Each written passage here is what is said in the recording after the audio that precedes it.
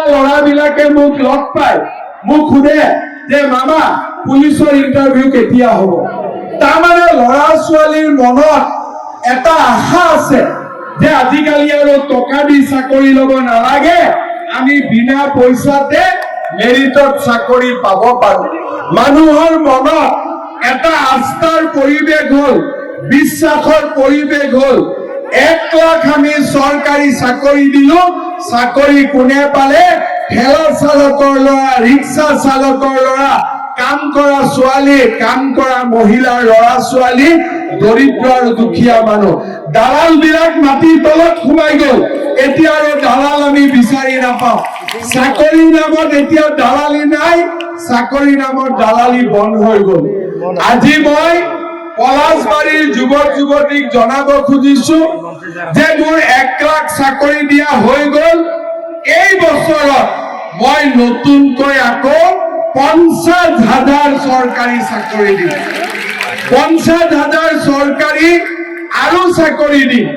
July মাহত পুলিচৰ interview, September অক্টোবৰত গ্ৰেড 3, গ্ৰেড 4 আৰু মেজিষ্ট্ৰেট DSP।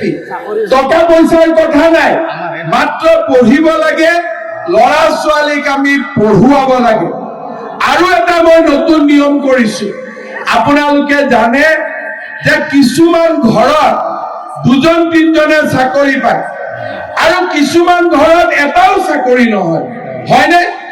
কিছুমানত বোলে 2টাও পালে, 3টাও পালে, কিছুমান ঘৰত এটাও চাকৰি নাই। এইবাৰ মই নিয়ম কৰিছো যে 2-3টা এখন ঘৰত চাকৰি হ'ব নালাগে, নোহোৱা মানুহৰ ঘৰত চাকৰি হওক।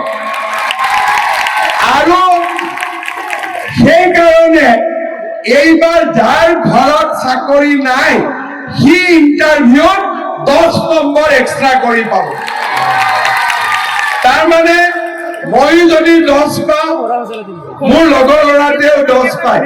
মোৰ ঘৰত আগত চাকৰি আছে, মই এক্সট্ৰা নম্বৰ নাপাওঁ, কিন্তু মোৰ ঘৰত চাকৰি নাই, মই 10 নম্বৰ এক্সট্ৰা কৰি পাম, যাতে চাকৰি নোহোৱা ঘৰত চাকৰি হ'ব পাৰে। শ্ৰদ্ধা ৰাইজ, কংগ্ৰেছে আমাক কি দিছিলে? আমিতো কংগ্ৰেছৰ কথা পাহৰিয়ে গলো। এতিয়া মানুহে মোদী মোদী কৈ থাকে, কংগ্ৰেছ পাহৰি গল। কিন্তু কেতিয়াবা কংগ্ৰেছৰ কথা মনত পেলাব লাগে। কংগ্ৰেছৰ আঁচনি কি আছিল? ধুতি, লুঙি, সূতা, কম্বল, হয়নে? কি আঁঠুৱা, মই পাহৰি যাওঁ। ধুতি, লুঙি, আঁঠুৱা, কম্বল, এইবিলাক কংগ্ৰেছৰ দিনত আঁচনি আছিলে। মানুহে এইবিলাক আঁচনি লাইন পাতে, তাতে কোনোবাই দালালে 2 টুকুৰা লৈ যাব, 1 টুকুৰা দিব। অসমত এটা হুলস্থুলীয়া পৰিৱেশ আছিল, হয়নে?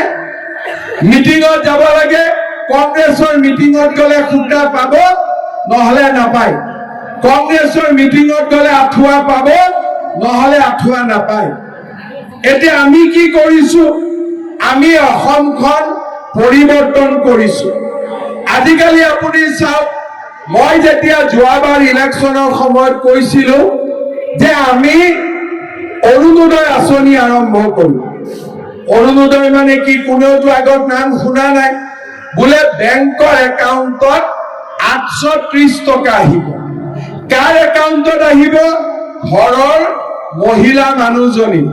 প্ৰথমতেতো বিশ্বাস কৰা নাই, কেনেকে আহিব? এতিয়াতো দেখিলে যে 830 টকা নহয়, 1250। এতিয়া সকলো মানুহে কয় মই অৰুণোদয় কেতিয়া পাম, হয়নে? চবকে আজি অৰুণোদয় লাগে নে নাই? চবকে অৰুণোদয় লাগে নে নাই? আমাৰ বিজেপিকতো লাগেই, কংগ্ৰেছৰ মানুহবিলাকেও কয় আমি অৰুণোদয় কেতিয়া পাম, হয়নে? এতিয়া মোক এটা কথা কওকচোন, পলাশবাৰীত অৰুণোদয় পাব কোনে কোনে বাকী আছে? হাত দাঙক। অলপ হাতখন দাঙি ৰাখক।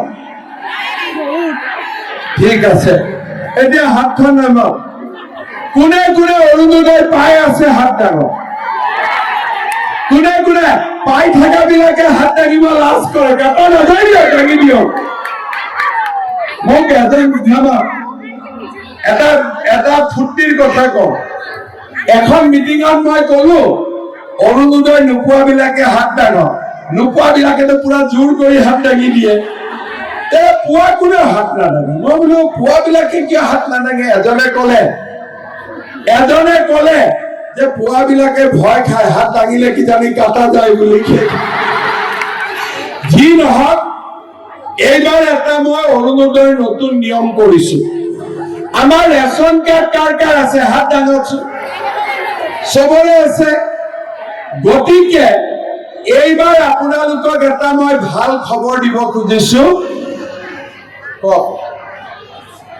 কাৰ্ডখনৰ কথা পিছত শুনি থাকক যাৰ যাৰ আকৌ এবাৰ হাত দাঙক কাৰ কাৰ ৰেচন কাৰ্ড আছে ঠিক আছে আপোনালোকৰ ৰেচন কাৰ্ড আছে কিন্তু অৰুণোদয় নাই হয় না নহয় এতিয়া মই আপোনালোকৰ কথা দিলো যে যাৰ যাৰ ঘৰত ৰেচন কাৰ্ড আছে অহা 4 মাহ 6 মাহৰ ভিতৰত সকলোৱে এটা এটা অৰুণোদয় পাব সকলোৱে পাব ৰেচন কাৰ্ড থকা পৰিয়াল এটাও বাদ পৰি নাযায় যাৰ ঘৰত ৰেচন কাৰ্ড আছে সকলোৱে অৰুণোদয় পাব এতিয়া কাৰ কাৰ ৰেচন কাৰ্ড নাই হাত দাঙক